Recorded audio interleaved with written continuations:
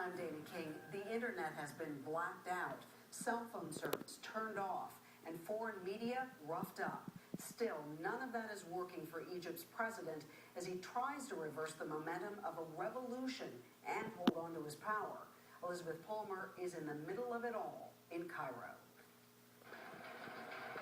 By nightfall, central Cairo looked like a war zone.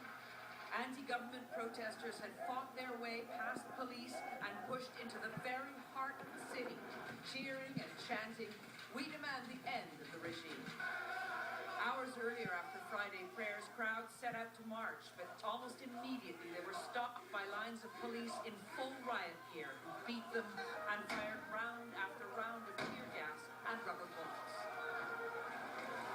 That's the front line right there. That's where the police lines are preventing people from getting to the center of town. These demonstrators are penned in and furious.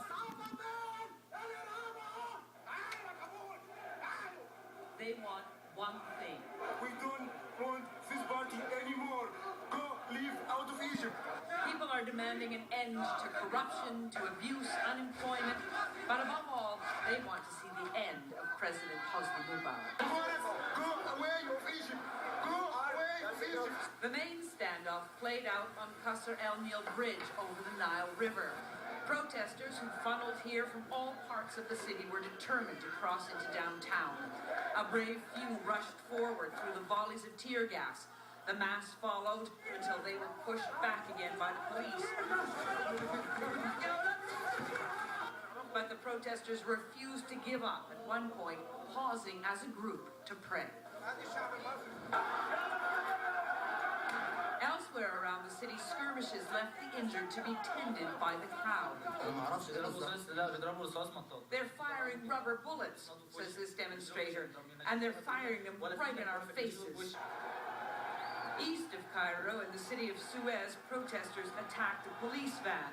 The driver was finally forced to escape by driving through the crowd.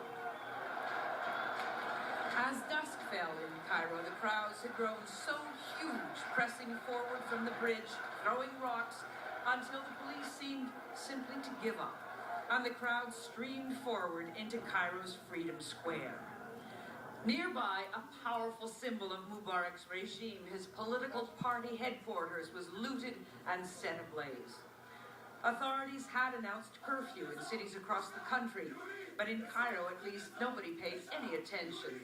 Then, suddenly, the army appeared, and the protesters cheered, climbing on the military vehicles and welcoming the soldiers who appeared to be under orders to guard strategic public buildings.